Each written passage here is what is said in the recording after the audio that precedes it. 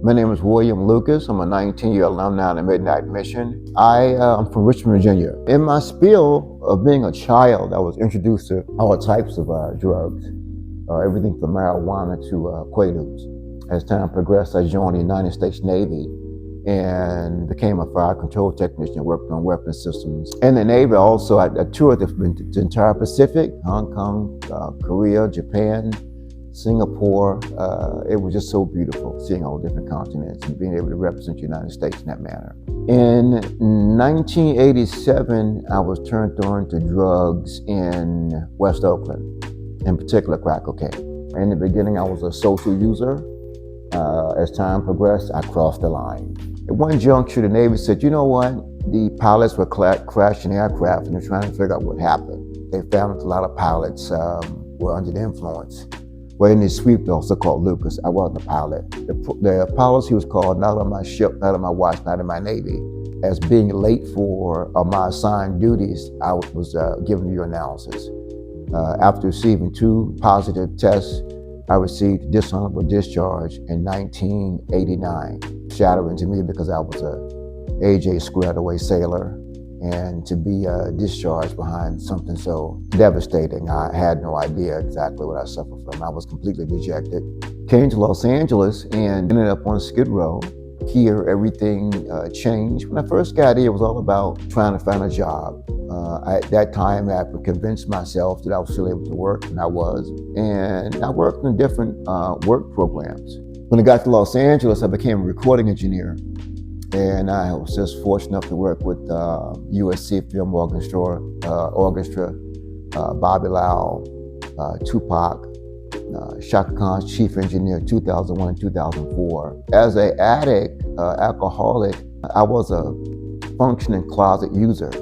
No one would know I was using. Then at some point in time, I would end up burning my relationship with studios because I was unable to show up on time, that is. In some cases, even show up at all. At that point, it became obvious what was transpiring with me. As far as my ability to record, edit, and mix albums, I was able to do that. But the suit up and show up became a problem. 2005, went to a bar called Borders in Hollywood. Purchased everyone in the bar a beverage, maybe like 12 people, and I got myself a beverage. And buying them a drink, they bought me a drink. And I forgot the golden rule of alcohol. You don't feel it, you stand up. When I stood up, the whole planet started spinning. I got to the corner of Las Palmas to Hollywood and had a complete release of my lower extremities. And thus I ended up on a train with tan khakis, with liquid feces running in the back. I was very much so ashamed.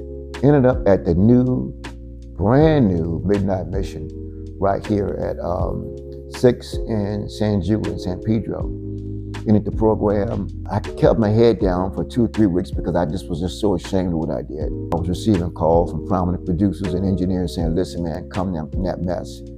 The truth be told was this mess was exactly where I needed to be.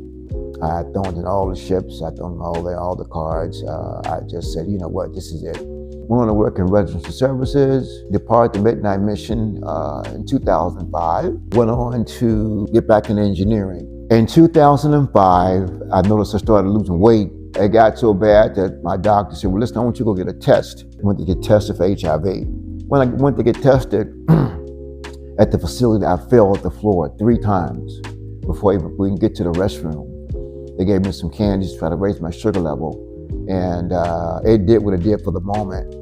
They immediately wheelchaired over me into a hospital in Sherman Oaks, California. When I woke up from that day to right now, I'm legally deaf, legally blind, and after recording all those records all those years, I am not able to not hear music. I can't hear music at all. It's called meningitis. I never even heard about it until I got it. At that time, people were still dying from AIDS. As time progressed, I still lived in and can now, with my diagnosis. I've been undetectable since 2005. All to the blessing of medications. Since I've lost the ability to record, edit, and mix music, I did not let that stop me. Went through voc rehab, and they sent me to a facility in Culver City called Empower Tech. That's where you go when you're legally deaf, legally blind, and you're out of work. a screen reader program called JAWS, where in which you could navigate the internet, do Word documents, et cetera, et cetera, et cetera. Woke rehab said, okay, now it's time for you in the employment arena. I did share with them that I wanted to go back to being a recording engineer. And they said, well, you know what, sir, we don't do that. We don't do freelance occupations here. But after showing them the record credits I said, you know what, we'll take a chance. So that's where everything started. They purchased my first laptop and Pro Tools software, and that was it. Even though I can't hear music, I can make out drums and bass lines and single note instruments. The problem is when the pianos, guitars, chord-based things come into play, harmonies. That's when things sound like someone's washing dishes. I somehow, some way have been blessed by God to be able to master. So I have a mastering studio at my residence. I've sponsored quite a few people from the Midnight Mission. I also was in service Midnight Mission for several years to come back and be of service showing the program members movies in the TV lounge. Did it for 7 years and enjoyed it. Also did the Super Bowl party and New Year's Eve party. And I'm so grateful to the Midnight Mission for what they've done for me as being a 19-year alumni. My recommendation for any newcomer in the Midnight Mission, whether it be man or woman, give yourself a chance. Be patient, work the steps, and remember, you too can recover. Life isn't over with.